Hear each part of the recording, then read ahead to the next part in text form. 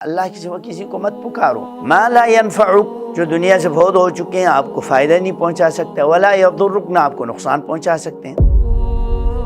فَإِن فَعَلْتَ، اگر آپ نے ایسا کر لیا، فَإِنَّكَ إِذًا مِّنَ الظَّالِمِينَ، پھر آپ ظالموں میں سے ہوں گے۔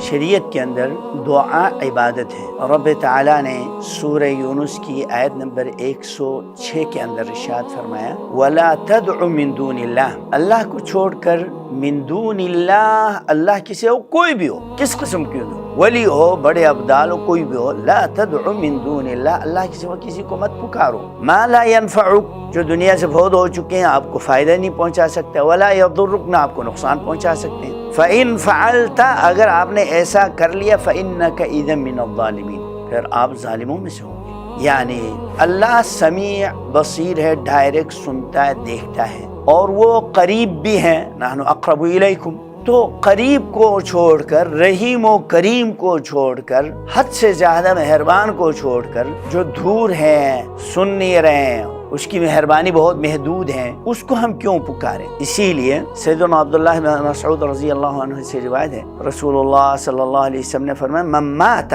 یہ بہت خطرناک وعید والی بات ہے، من مات وهو يدعو من دون اللہ، کوئی مر جائے اور اللہ کے سوا کسی اور کو بھی وہ پکارتا رہا، ندا کرتا رہا اور بلاتا رہا، دعا کرتا رہا، دخل النار، وہ جہنم میں داخل ہوگا، والعیاذ باللہ۔ تو اللہ علام الغیوب بھی ہیں، اللہ سمیع و بصیر بھی ہیں، اللہ کریم و مہربان ہے، اس کو چھوڑ کر کسی اور کو پکارنا یہ شرک ہے۔